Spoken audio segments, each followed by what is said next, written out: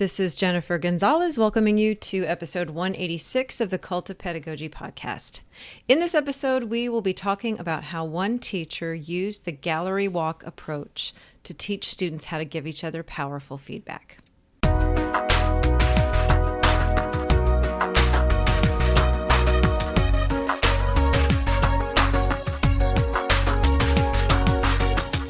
Student-to-student feedback, what we call peer feedback, has the potential to be an incredible tool for student growth. The only problem is most students don't really know how to give each other feedback that makes a difference.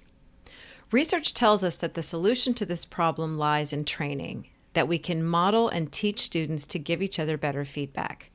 In this episode, we're going to look at an example of how one teacher did this. Before we go any further, I want to say that the lesson we're looking at takes place in an English class, but the method, the way students read each other's work and give feedback, can be replicated in any subject area. So the activity is a gallery walk, where student work is posted in various places around a room, and students move from piece to piece, reading the work and writing comments on it. Gallery walks are not new, but the comments written by this particular group of students were so rich, insightful, and compassionate on such a different level from what I've seen from most students that when I saw them, I had to ask the teacher, how did you get your students to do that? In this episode, that teacher, Marcus Luther, tells us. What's important to keep in mind as you listen is that in this lesson, Luther only focused on positive, affirming feedback. But the key here is the way he showed students how to do it through modeling and carefully setting norms ahead of time. And that could be done with constructive feedback just as well. Before we get started, I'd like to thank Fearless Schools for sponsoring this episode. The stress level in schools is higher than ever, and the need for psychological safety for students and staff members has never been greater.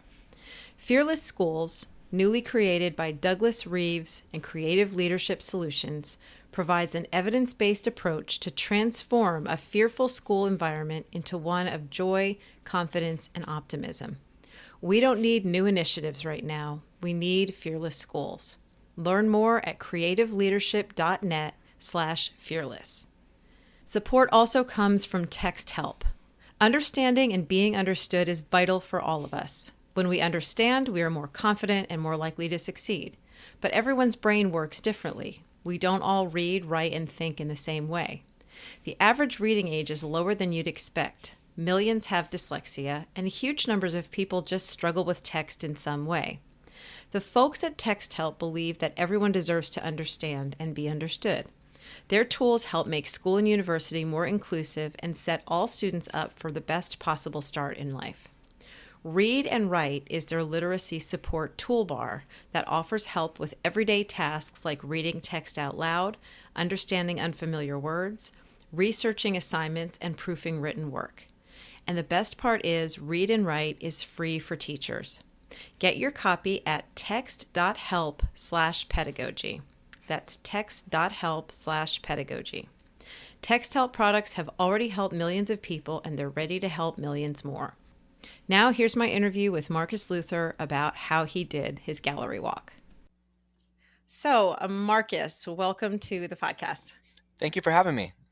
So we connected through Twitter, and I put out a post a little while back just saying, tell me something that's been working really well in your classroom lately. I was looking for some good news, I think. Yeah. And you basically shared this lesson where students wrote poems and then they did a gallery walk and they wrote these sort of amazing things to each other. And I saw that and I said, how did you get them to do that? This is wonderful.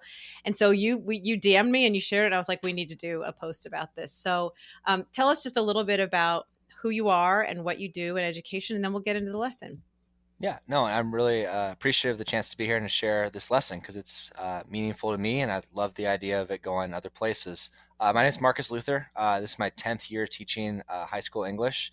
I teach in Kaiser, Oregon. It's right next to Salem, Oregon. I teach 10th grade English and AP Literature. And I'm just really excited because this is one of those things that students are willing to invest themselves for us in our classroom community. But I talk to them all the time about like, you never know the impact you'll have. And hopefully this is a lesson that will impact beyond our classroom. Yeah, absolutely. And so people listening should know that this conversation that we're having is to accompany a blog post that you have written where you really go through the steps of this whole lesson. So what you and I are going to do is basically just kind of go through the same way that the post does.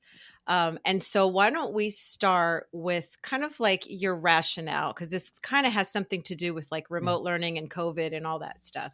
For sure. After last year, which is my first year at this school I'm at, which is a weird year for a first year in the sense that Yeah. I walked into a remote space, and there were a lot of good things that came from that. I'm really proud of what the students built in the virtual community, but there's nothing like when they walked back into the classroom in late spring last year, and then especially this year, and it made me really kind of hold myself accountable to what that classroom space should be.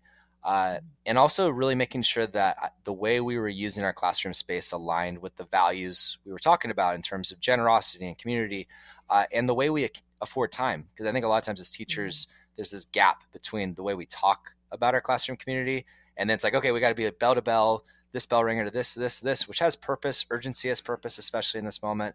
But really this year to give myself and students the grace to use the space towards more reflection and towards more peer affirmation.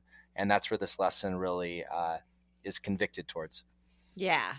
And I love that because that's, one of the things that we've talked about a lot, just sort of in the general community of teachers in terms of going back into face-to-face teaching is a lot of people did say that, I want to make better use of this face-to-face time because I didn't get it. And I realize now what we missed. And unfortunately, I think a lot of teachers are now just going back to like, we've got to recover learning loss instead of Yeah. community building. And that's really what everybody needs so badly right now. So tell us about, well, before you do, we should preface this by saying two things. One, in this post, you are actually linking out to quite a few different resources that you used for this lesson. And we talked about this ahead of time, and you're basically going to give blanket permission for any of those resources that are in, your Google space. People can copy them and use them for their drive. Mm-hmm. The other thing is that this particular assignment was narrative poetry, but really, I think the thing we want to share with people is the gallery walk and the affirmation piece of that, which could be used with all different kinds of student assignments. It could be used with student artwork. It could be used with longer pieces of writing, and so it's the thing that amazed me the most was how you got your students to give such powerful feedback to each other. So it's, I think, a more flexible lesson that could be transferred to a lot of places. So in your case, you used narrative poetry. So tell us what the assignment was. Yeah, and I've used it in the past with different formats like narrative essays, so it definitely works for those. But Mm-hmm. in terms of narrative poetry, we were within in our AP literature class our poetry analysis, so there's some alignment with that in terms of Mm-hmm. application of skill. But more importantly, I mean, the keyword's narrative in terms of wanting to give students a chance to tell their own story and to feel Mm-hmm. confident and comfortable in that. So the poem built off of an activity I know other teachers use in terms of the "Where I'm From" poem, Mm-hmm. and is linked to that source on the Yeah, blog and post. that's George Ella But Lyon, which is, yeah, that's yeah, been used by lots and lots of teachers. And yeah, I feel like your twist on it yeah, was pretty original though. Yeah. and it's definitely intentional. So a couple of the points of the twist. So that like the generic is just like 15 lines at least, three Mm-hmm. stanzas at least, uh, a lot of imagery. Again, aligned with the format. But we added in where I am from, where I am currently, and where I'm going. And the goal of giving the present and the future is to make it more permissive for students who didn't necessarily want to write and share about their past, Mm. especially knowing that this gallery walk was built into it. So this is different than maybe if it was just a assignment being turned into a teacher. So Okay. So they knew ahead of time that that was going to be the end point. yeah, and I think it's Okay. really important. I'm a big believer in transparency in Mm-hmm. all levels and directions, and most importantly with students and affirming that trust. So I talked about that, and then letting them know ahead of time also that they would have the option of having it be anonymous in front of their peers. And it went about 50-50, and that's typically about the ratio I've had in the past with this activity. Mm-hmm. And then we also did this later, like in the semester. So it wasn't like the first thing you would do with a new group of students. We had already been working towards, we almost like backwards plan, or I try to, our classroom culture. Like, what Mm-hmm. can we do in the first weeks to start building it? And then this is one of those almost like culminating activities with our classroom culture. If you look at the sequence of our semester, and also we were about to shift and all the periods change at the end of the semester. So same Mm, students, different periods. So I wanted something that would also transfer to that. So that's one of the reasons we did it with all the classes, not yeah. just one class period, because you can do this within a class period, which is a little bit easier in terms of the intimacy and comfort, which is another option. Okay. Okay. So yeah, a couple of really important points that you just brought up. This is not a beginning of the semester activity. This is once students know each other pretty well, and that option to be anonymous is really key. Mhm. So one thing that I noticed too is that you got really good poems. I've seen this particular, anchor text where the Georgia Ella Lyon poem used, and sometimes I've seen it used where you end up with kind of 30 very, very close copies kind of the original poem. Mhm. So, and yours, I noticed, were not like that. So, what were some things that you did to get them to sort of dig a little deeper and create these really original works of poetry? I appreciate that follow up because I'm incredibly proud of the students, Yeah, all of them who wrote. Because what a grace it is to be able to read these as a teacher. It's yeah. why we do this. But so a couple things. One, I tried to create exemplars that showed some innovation beyond that anchor text. So I wrote, Hmm. and I really believe any teacher, especially English teachers, should be completing the writing assignments along with students in beforehand. And I Yeah, think it's same. also a great reciprocity of trust of like, hey, here's my version of this that I'm sharing with you before I ask you to share it with me. So I tried to write two that kind of went beyond and showed different formats. We were Hmm. also reading, I should be very clear, we were reading other poems at the time. We were reading Emily Dickinson. We were reading the incredible Gwendolyn Brooks. And like that, Hmm. they had just read one of those. And I really just tried to push them to make the structure fit whatever they needed to write and to be innovative and to not feel confined to any format. And I think just by pushing those students in that direction and kind of Hmm. working with them in that and giving them the different examples, it led to the results. And I think also in the format of where I'm from, where I am, and where I'm going, it just opened the door to a lot of inventiveness and creativity Yeah. that made it a more meaningful experience, especially when we got to the gallery walk when they could see each other's poetry. Right, right. And so that's really where we're going to. And by the way, we have you've put together a another Google Doc that just has 7 of your students' poems Mhm. that you're sharing that people can look at as sort of more exemplars of what these finished works looked like. And those students all, I checked with them first, and they were fine sharing their poetry anonymously to set examples for this activity to be used elsewhere. Yeah, and that's awesome. Okay, so they've written their poems. So what was the next step after that? So this is the step that's probably a little bit less pragmatic that I think you can skip it. I have skipped in the past, but I found it to have a lot of meaning. I actually assigned this right before winter break, giving myself a little bit of space to give Mm, feedback to them before the gallery walk. And the reason that I found that important is that I knew I wanted students to feel as confident going into that space about sharing their writing as possible. So my yeah. feedback was very much tailored towards celebrating and affirming what they had done. And I also, our online platform we have in our district allows me to leave audio feedback. So that was Hmm. something that I could just, a couple to minute audio feedback clip on every poem. They were able to see it, listen to it. And before they walked into the space, like even one student mentioned, like, I didn't really think anyone would get what I was writing, Mr. Luther, but like you got it. And like, I know at least with that Mm, student, like that made the experience more comfortable for them to have others read their poetry. yes. So I think if you can, finding Hmm. a way to build the confidence of your students through feedback, which is always a good thing before this activity though, makes a Hmm. difference. So one question, one clarifying question to make sure you said this, and I just want to make sure that this is emphasized.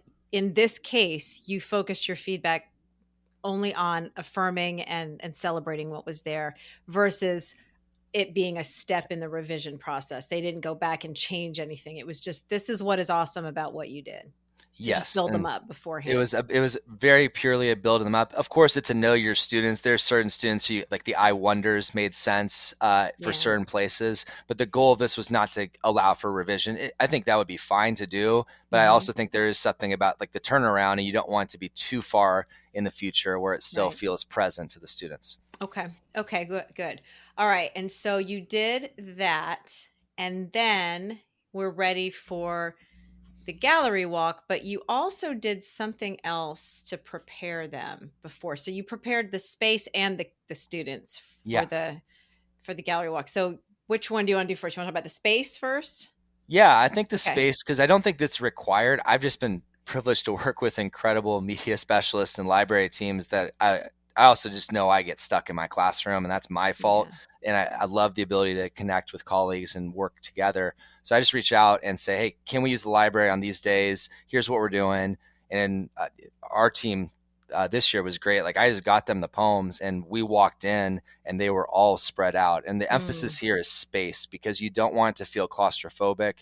You want it to have them have as much room as possible to be in their own thoughts and really be present with what they're reading. And by spacing them out, as opposed to, I would imagine, if you did this in the classroom, setting them on different desks, taping them on the walls, which would be fine maybe with a smaller class. I have done that with smaller classes, mm, but it's not the same.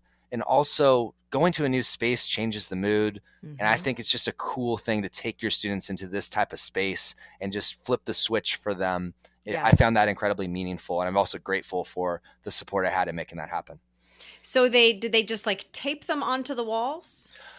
Our library is big enough that the librarian and her staff spread them out across tables in different sectors of the library. There's Okay. probably about 50 tables, and then on the different library shelves, and there was enough space for almost 100 poems spread out, Oh maybe my two poems gosh. per table max. So I was very lucky for that. I've done them where I would tape them to desks, but also, of course, really important to collect them back up between these Right. experiences with multiple classes, because you wouldn't want those out where other students would walk into it. This was a space only for the students who are participating. Okay. Yeah, these are all really important points. And now I'm picturing 100. Were there any like flags or something so that people would know, oh, there's one over here, there's one like how did they not get missed if they were that many of them? Well, and this is where if I had hours on end, I think most students probably got to like 7 to 10 over the activity, Got because I it. really wanted Okay. them to be present during it. And I limited time, again, trying to balance the different urgencies in our work. But uh, also just acknowledging something I was really clear with them. I don't want you looking for your poem, because I know some of them Yeah. you walk in, and I think the beauty of having almost 100 was that it was very hard for them to even know where to even start looking. So that was Oh, just off the table, and they could just focus on the feedback and investing themselves in the affirming of their peers. okay. And then you also you did something with pens too to sort of Yeah. help differentiate the comments. So tell us about Mhm. that.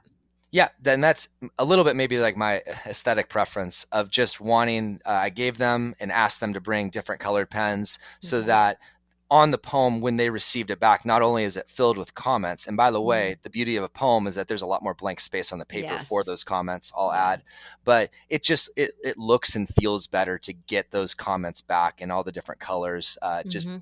for me looking at that, but more importantly for the students when they receive them back. Yeah. Yeah. Okay. So you offered lots of different colors of pens, and then want to make sure that we covered everything else. And did the was the library just off limits then from anybody else coming in during that time? Yep, we had just reserved the library. Of course, there was a couple students who would trickle in, kind of looking like, "Why is it so quiet?" I'll get to Yeah. that in a bit. But in a different, just to check their book out. But our library, we could just reserve it for our class period, and Yeah. we had kind of the whole space to ourselves, which was Nice. incredible. Okay, cool. So then the other thing that you did prior to starting was that you did a lot of just norming and framing with the students. And this is, I think, the key piece because when I think about myself in the classroom, a lot of times I would just let my students go. I'd give them very basic instructions and things would not go the way I wanted them to. And it's this piece I think that's so important. So tell us what you did to prepare them before they went in. Yeah, and I agree, and I appreciate you echoing that back, because I do believe Mhm. this is the critical step that I Yeah. would emphasize for anyone using this. And it doesn't have to look just like this, but the Hmm. intentionality of the norming. One thing we do in our classroom space on Wednesdays, and they rotate with the AB schedule, so it's about every 2 weeks, is we go through the poem In La Kesh by Luis Valdez, which begins Tu eres mi otro yo, you are my other me, and it aligns with our classroom value and core belief around generosity and giving ourselves to others and the interconnectedness of our classroom. And we do a lot of reflection based on that. So we've been doing that all year with different prompts. And that day, our prompt, and we do the prompt before do a choral reading of the poem together as a class, and then do our reflection in groups Mm. before we left, was about a time where they had not experienced affirmation and support in their life when they wanted to or needed to, or where they hadn't given it to others, and just talking about the importance of what affirmation is in our lives. That was our essential question Yeah. on the board. And then, so making sure that was centered before we left for the library was really important in terms of making sure the value was connected to what we were doing. Okay. Um, and you actually you did some more specific Yeah. things to show them. Yeah. So tell No, us for about that. sure. And then along with this, and I think this is something I would say almost as like a non-negotiable for this activity going well, is setting the norm of you are giving feedback of affirmation and celebration. And then examples of that, whether it's, I really appreciate this line because, or this resonates with my own life experience because, and Mm. also I see this value in this poem. And being able to speak, we talk about all the time that as a skill that translates our classroom, can you see and name the values that drive other people? Because to do so is a way to uplift them and to build those connections. So Mm.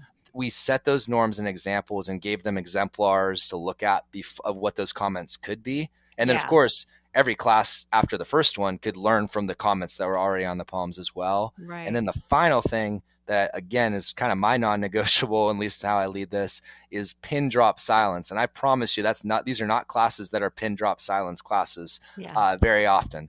And the library space helps with that, I guess, as an inherited norm. But Hmm. really, the idea that I had them imagine someone who is incredibly nervous in that space, seeing someone else either on their phone or joking or not being Mm. present while they're reading their poem, and really just challenging them the moment you walked in those doors. Because I will be honest, like the hallway walking sometimes can get a little chatty. But Hmm. once we walked in, and I was the last one in, no one talked. And even the media specialist looks at me. It's kind of like, is something wrong? What Like, did is you like, do to them? what did you do? Because this is a class, these are big classes, 30 plus classes, most of them. Wow. Yeah. And they're in the library for almost a half an hour without talking. And just to be in that space, and as a motivation for other teachers to consider this, it was incredible. And I'm incredibly humbled by what the students gave of themselves to the activity.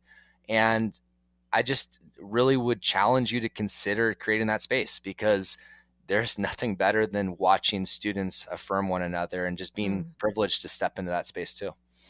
Yeah, it's really moving for me to even think. I can even remember any time that my students would just get quiet because they were concentrating on something. It's just it's a beautiful thing. And knowing that your students were doing that kind of affirmation, that would have taken it to a completely different level. So that is fantastic. So then we're in the room, they're walking around, they're writing. You're saying it was about a half an hour that you were in there? Hmm. And Roughly did half an there hour. anything that you did to sort of like, I mean, they just sort of flowed through it? Did some hang around longer on certain poems than others, and it was just sort of organic that way?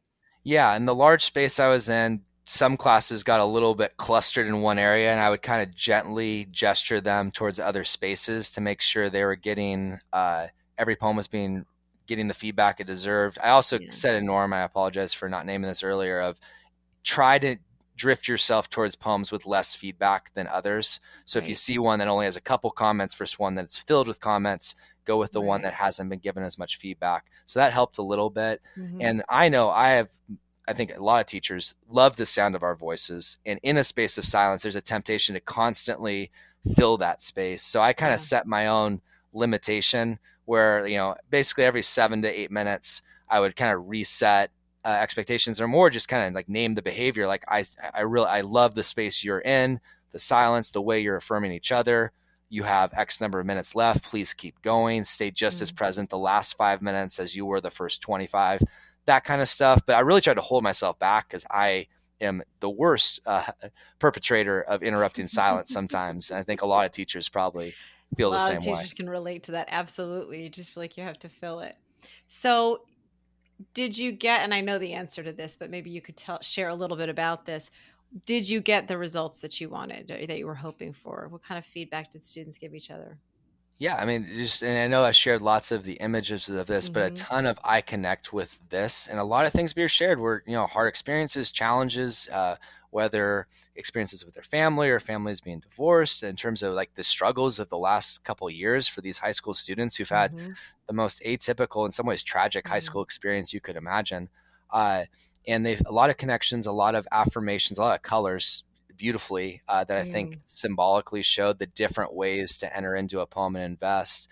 And I think the hardest thing was the first class, they wanted their poems back right away and they had to wait till every class had done it. And finally it was like, I had some kids, and then, sometimes students will never ask for work if they were absent. So like the day I passed them all back, which was such a cool moment to share all those with students with all the comments, there were a couple kids absent. So you put them aside and you're waiting. And usually like students, they forget that they're getting work back. They would like walk into the room like, I need my poem. Like, you forgot to give me your, like, That's they wanted great. these back. So I think the biggest thing was them feeling affirmed and celebrated by each other. And, the comments speak for themselves in that much. But then I think the space, like in terms of what they got a chance to be a part of that space in the same way I did. And they were doing more of the work in that.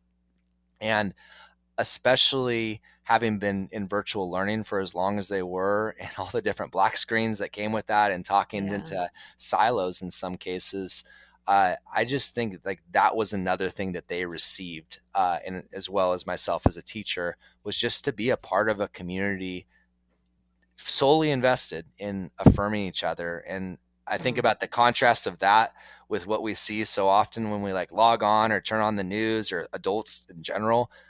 It's just, that's the example that they set for all of us to Yeah. hopefully live up to.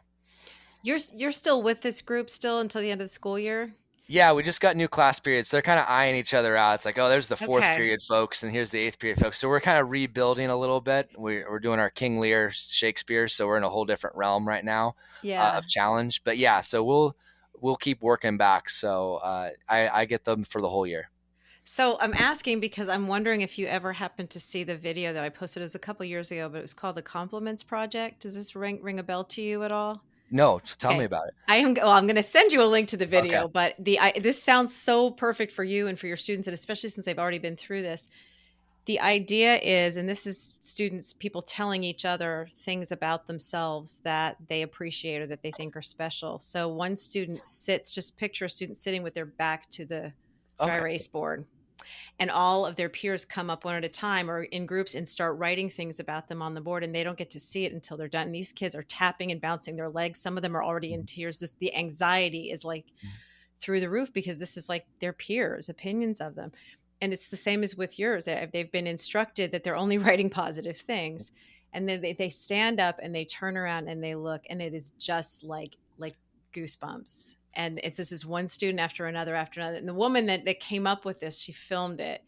And it is just the most moving thing. And it sounds like your students are already sort of primed to do this. So Mhm. I'll send it to you because it's one of those things that you don't get to experience through Zoom, and it would Mhm. be really amazing. So, Yeah, I've done that professionally once, I think a few years ago. So I think, yeah, you're right. Like bring that to the classroom, mhm. because they're already primed and ready for it for Yeah. sure. And there's activities that people do sometimes where they're like, "Oh, we'll pass a piece of paper around and have everybody write compliments," but there's something about this the physicality of having everybody standing right around you. It's almost like they're surrounding them, in like an embrace, and then they Mhm. walk away and it's just everyone's watching them have a reaction. It's really just beautiful. So anyway, yeah, that's what this is reminding me of. Mhm. So, um anything else that we didn't get to in terms of helping people understand how to do this lesson? You did a wrap up at the end, I think. Yeah, and I think I guess one point would just also I'd add, like, I think it's really important, and this comes in the way the assignment's set, is you never want students to feel obligated to share or write about something they don't want to. Mhm. And I think sometimes, especially well intended, and I'm sure I've fallen into this before, we can push towards vulnerability that we haven't earned or that isn't right for Mm. students. So I think the way this is formatted is intentionally meant to make sure, or to do as much as possible to give students the freedom and space to feel comfortable in writing sharing the part of the story they want to, and not Yeah. feeling obligated. I just, Mhm. if especially in doing a lesson with any type of narrative writing, it's really important to make sure you honor that balance of trying to Yeah. encourage students to be confident in sharing their story, but not feeling forced to in a way that they don't want to. And I think that's something that I've tried to reflect upon and really want to make sure in sharing this with others that I emphasized. I guess the other thing, just in terms of the why, and going back to like the idea of like classroom culture uh, and how we create it, I just would challenge every teacher to, because I think about this constantly, like how are you allocating time in your classroom? Because teachers, we have a position of power, Mm-hmm. and it's really important to be intentional about how we distribute the time. And I know there are strictures, and I'm fortunate to work at a school that very much gives me the space to honor those values and is Mm-hmm. supportive 100%. And I'm very grateful for being a part of that team. And I know that's not always the case everywhere, but Yeah. I think if you look at the actual like minutes, like minute by minute, like what are kids doing in your classroom, and challenging yourself to think about what are your core beliefs that you're trying to live out so that you can hold yourself accountable to them, but how does the time and how you use the time and space of your classroom align with those beliefs? I find that a lot more meaningful in terms of accountability towards myself and my own Mm-hmm. values as a teacher, and also in being transparent with that with students. Because like I told students when we did this at the start of the year, like naming times where I wasn't good about that, where I had a misalignment or a dislocation between values and practice. Mm-hmm. And I think it's really important to be transparent with students about your own values and core beliefs as a teacher, and then telling them the why as you do this. Mm. You don't want to, there's no reason to be, you know, I don't know, to hold back the why. Like students have the right to know the purpose of any time you're using the Yeah. classroom for anything, I Yeah. believe. And what better opportunity than this activity to really emphasize the purpose with them and to honor that in the way it's lived out. I'm glad you brought that up. I'm glad you mentioned that because I think that's something we forget. We forget to do, or maybe we think that that needs to be, hidden from students. And I think we need to give them more credit, for I think you will get a lot more buy-in from them too for a lot of things that might maybe they would just blow off if they didn't understand why they were important to us. Um, all right, did we get to everything? I think so. I think like Okay, I lessons think we start did to too. finish. Though, Okay. I'm well. Like if someone has questions, follow up. Please reach out to me because like I want to make this happen as much as possible. Yeah, well, that was the last question I think I had to ask you is that where can people get a hold of you? Yeah. So my Twitter handle, which it feels weird to say because I'm kind of just like I didn't really ever think of Twitter or social media as a place to connect for education networking, Yeah. and so that's kind of new to me. Mhm. But yeah, it's Marcus Luther 6 Okay. is the handle, and especially if you have questions about this or you want to share how the experience went, because I would love honestly to be able to tell students like, hey, bragged on you guys and this is happening in other places Yes, because of how yes. well you did. So that selfishly would be like the coolest thing in the world to be able to share with Yeah. them what it's like. And yeah, so on Twitter, and we try to like have some friends. We do a podcast and just teachers talking about teaching that's Oh, linked that's there as right. well. What is your podcast called? Oh, it's a professional development. It's just a couple friends of mine. Just I really appreciate this space because I feel like so often these conversations about education have zero people involved who are in the classroom still. So we just wanted to make a space to talk about teacher or talk about education in general. And we're Mhm. still building that up. Though our most recent episode, we had the one of the candidates for Democratic governor of Arkansas, so who was a teacher himself. So we're trying to get teachers into that space. So if you ever get a chance to listen, by all means, give it a go. But big Yeah. picture, make this happen if with your kids if it works, and let me know how I can support in that, because I think we're all on each other's teams in terms of trying to make our classroom cultures realize their potential, especially in this moment where there's so much else going on. Absolutely. Thank you so much, Marcus. I really, really appreciate this. Thank you for having me on. I really appreciate this space. To read Marcus's blog post describing this project, view pictures, and find links to the resources that can help you launch a similar project in your classroom, visit cultofpedagogy.com, click podcast, and choose episode 186. To get a bi-monthly email from me about my newest blog posts, podcast episodes, courses, and products, sign up for my mailing list at cultofpedagogy.com/subscribe. Thanks so much for listening and have a great day.